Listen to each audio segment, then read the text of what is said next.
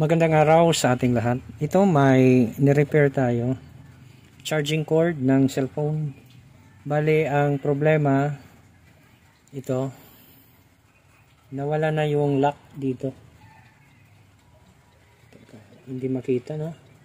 Oh, ito na lang. Oh. Flat na lang siya. Wala na yung parang lock na nandito. Tapos, kung mapapansin ninyo, na siya, oh. Medyo na-deform na siya. Tapos may masking tape na. So pag ginagamit ito sa pag-charge, ginagamitan na ng masking tape. Kasi nga hindi na makapag-stay ito doon sa charging port ng cellphone. Kaya ang ginagawa, ayun, nilalagyan na lang ng masking tape. So bali ang solusyon natin dito, ito po ay pinutol natin, tapos ito po yung ipapalit natin. Kasi ang purpose lang naman ito ay pang charge. So ito lang yung gagamitin natin, yung meron lang dalawang wire para lang sa positive at saka negative. So ang gagamitin lang dito yung kulay red at saka black. Kulay red at black yung gagamitin lang. Kasi pang charge yung purpose nito. Samantala itong kulay green at saka kulay white na wire, yan po ay para sa data. So hindi po natin gagamitin yan. Ang gagamitin lang ay itong red at saka black. Ngayon, paano ba yung pag-identify ng positive at saka negative? Generally, ang red ay positive, ang black ay negative.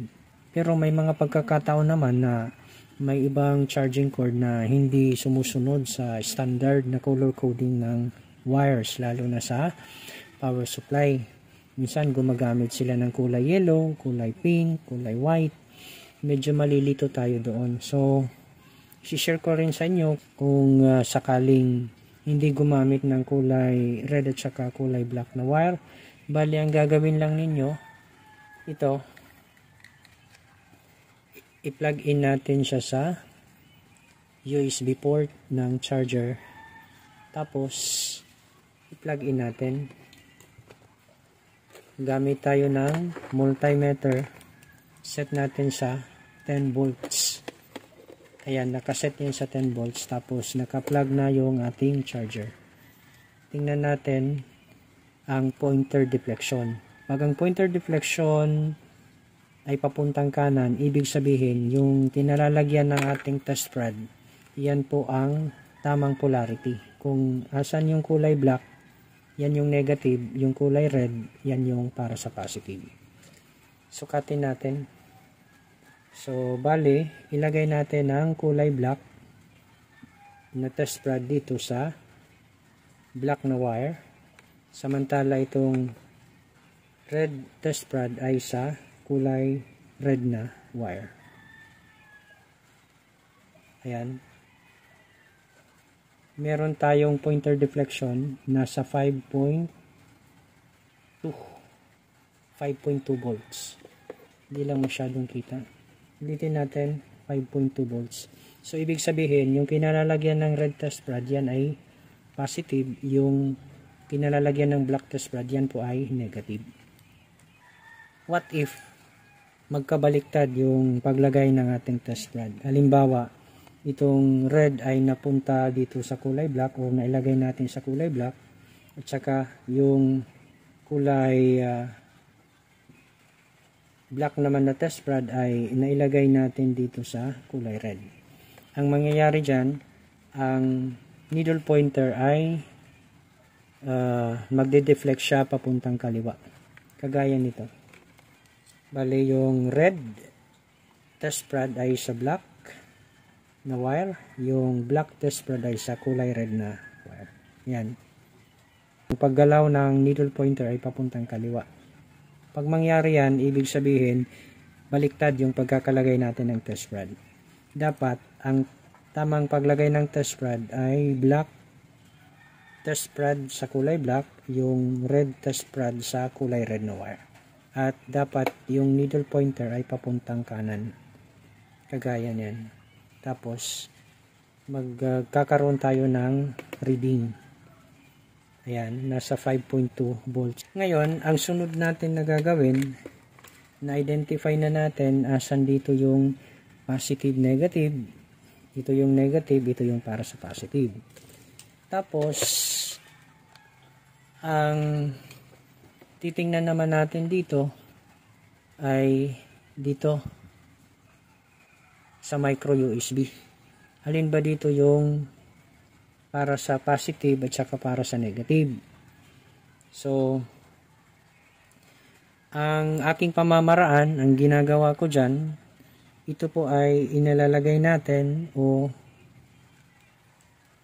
ini-insert natin sa charging port ang micro USB. Tapos, susukatin natin ng resistance. Yung hahanapin natin na resistance, asan nga ba yung mababang resistance? Kung meron tayong nasukat na mababang resistance, kung ano yung kulay ng test prod na nakalagay doon sa wire, halimbawa red test prod, yun ay para sa positive, saka yung black test prod naman ay negative. Kagaya nito, yan, pinasok natin yung micro USB sa charging port ng cellphone. Take note, yung ginagawa natin, hinahanap natin asan ba dito yung para sa negative terminal at saka positive terminal. So, ang setting ng ating tester ay times 10. Ayan, naka times 10 na yan. Okay, yan. Tapos, ang gagawin natin, hanapin natin yung mababang resistance. Katulad nito. Ayan, meron tayong nasukat na nasa 200 ohms. Kasi 20 times 10, 200 ohms. Ayan, 200 ohms. Ngayon, pagbalik na rin natin ang pagkakalagay ng test prod. Ulitin ko, nagkaroon tayo ng 200 ohms. Yung black test prod ay sa kulay white. Yung red test prod ay sa kulay pink. Ngayon, balik na rin naman natin yung paglagay ng test prod. Yung red sa kulay white, yung black test prod sa kulay pink. Ayan. Makikita natin, mataas yung resistance. Mabalik tayo dito sa may mababang resistance na nasukat. Ayan. Dahil meron tayong nasukat dito na mababang resistance, ibig sabihin yan, yung wire kung saan nakalagay ang black test prod, ayan po ay negative. Yung wire kung saan nakalagay ang red test prod, yan po ay para sa positive. So, ibig sabihin, ang kulay pink ay positive, yung kulay white ay negative. Ngayon, ang sunod na gagawin natin dito ay ikukonekta na natin ito. Bali, yung kulay pink, ikukonect natin sa kulay red at saka yung kulay white na wire dito, connect naman natin yan sa kulay black na wire. Bali, hinangin natin ito. Ayusin lang natin. Lagyan lang natin ang hinang.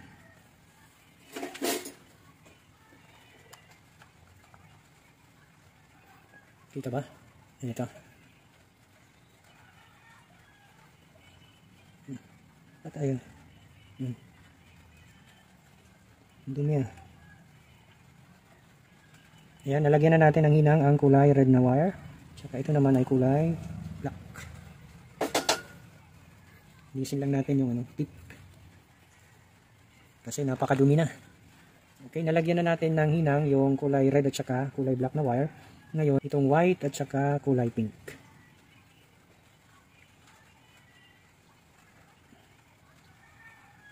Okay. At ito yan. Bali, ikakabit natin o ikukonekta natin yung kulay white sa kulay black dahil pareha silang negative, no? Ayan. Tapos, ito namang isa ay tapos itong kulay pink, yan naman po ay ikakabit natin o ikukonekta natin doon sa kulay red na wire. Ayan na po, nahinang na po natin.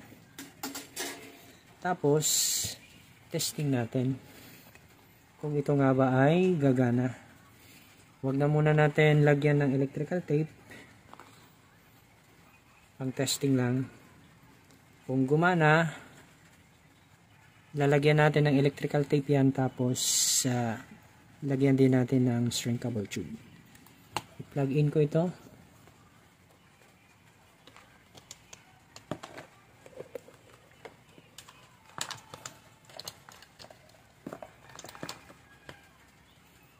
Bale, ayan na po, na-plug in na po natin yung charger. Tapos i-try natin i-charge itong cellphone. Tayin natin. Yan, gumana. Charging na po siya. Bale, ayan po yung ating ginawa, no? Yan po yung ating ginawa sa pag-repair ng charging cord ng cellphone. So, ang sunod na gagawin natin dito, ayusin lang yung pagkakahinang o yung connection, i-insulate lang ito. Tapos, lagyan natin ng shrinkable tube. Bali, ito na po yung ating final na ginawa.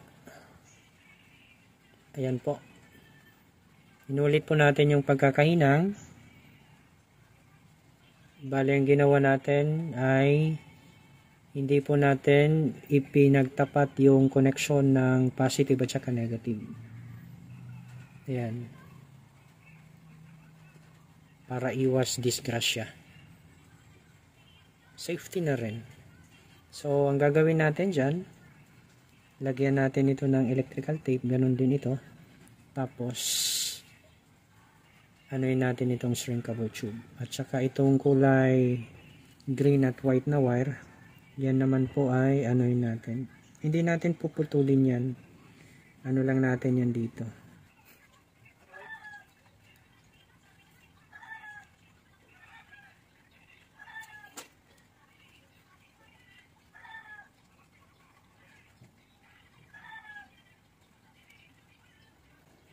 Kaya na po na ano na po natin yung shrinkable tube.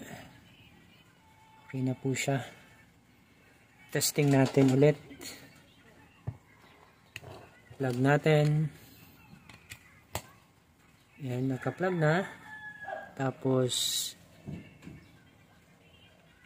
gamitin na natin dito sa cellphone pang charge. Antayin natin. Ayan o, nag-charge na siya. So, sana po ay meron kayong natutunan sa aking video tutorial. Kung nagustuhan nyo naman itong video, paki-like and share. Kung hindi ka pa nakapag-subscribe, mari po lamang ay mag-subscribe sa aking channel. Paki-click na rin yung notification bell para updated ka sa mga bagong upload na videos. Hanggang sa muli, maraming salamat.